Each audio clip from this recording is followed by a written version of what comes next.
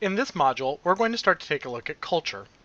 Culture is certainly a major tenet of sociology, as it's everything that humans learn to do, to use, to know, and to believe as they grow to maturity and live the lives in the social groups to which they belong. Culture is really the blueprint. It's how we know everything that makes us who we are as a society, and it's thought of in really two broad categories. The first is all of our material culture. It's all those things you can touch, taste, and smell.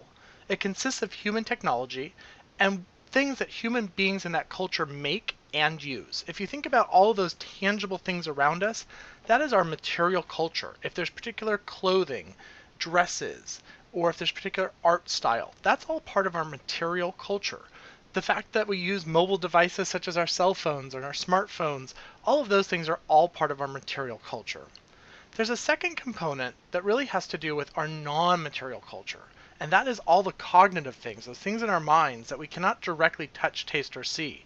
It's our totality of knowledge, it's our beliefs, our values, and it's really the rules for what's appropriate. They're not necessarily something that's physically tangible, yet we all start to agree and understand these things. Here are some of the basics. Norms. Norms are absolutely culturally shared rules for behavior. It's how we know what to do in society, not necessarily what the law says, but what we socially do. Think about the situation in the elevator. What happens if you stand the opposite, quote unquote, direction, facing everybody instead of facing towards the door? You would probably stand out a bit. So in an elevator, that's one example. But sometimes there's this idea of ideal norms that the book talks about as well.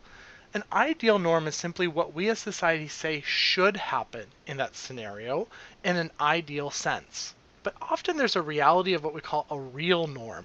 So the rule might be that you don't ever open a particular door on the loading dock between these hours. But the real idea is that in order to get your job done, you open that door every day between those hours.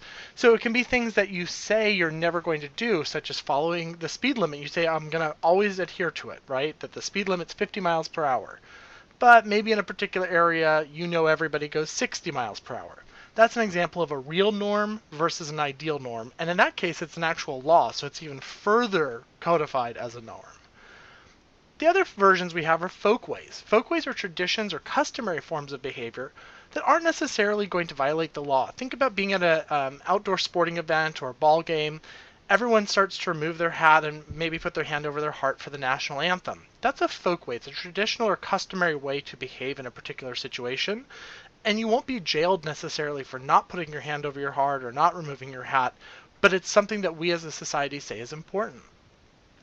Sometimes there's mores, and a more is even a more established norm that is tied to something moral. In some cases, it can also be tied to legal sanctions. Think about, Catholics who don't eat meat on Fridays or no sex before marriage. Those are mores. They contain some moral element to it where it's not just a norm, it's a norm that also has to do with something that ties to a moral value.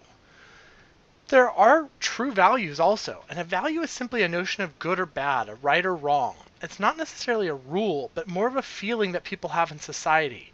So there could be a value in that particular decade of thoughtfulness, patience, unity, honesty, whatever those values are as a society, they change and flex over time, but they often have a very distinct right or wrong notion to them, that there's either a prescribed good or bad associated with a value.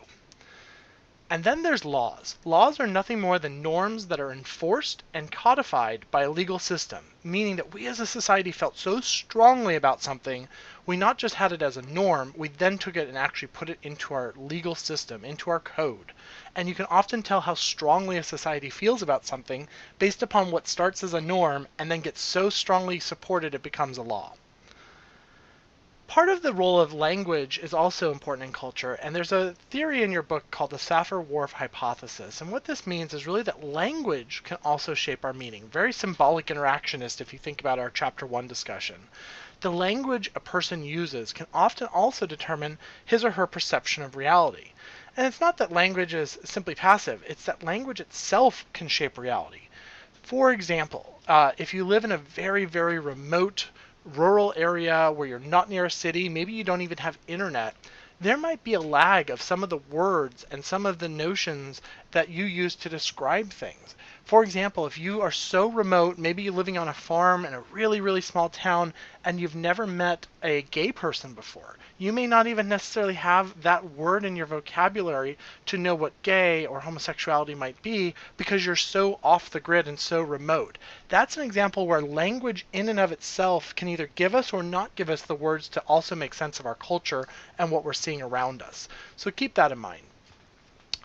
Some things aren't always aligned. Sometimes there's a lag that goes on. So cultural lag is the idea that culture doesn't always keep up with our technological advancements. Specifically, what's meant by that is that the norms, values, beliefs of society, or even our rules don't always align with the rapid advancement of technology. Think about how you find a spouse. In the 1950s, finding a spouse was often done through a family friend, maybe through your church, maybe you met in school, but really you knew people through face-to-face interaction.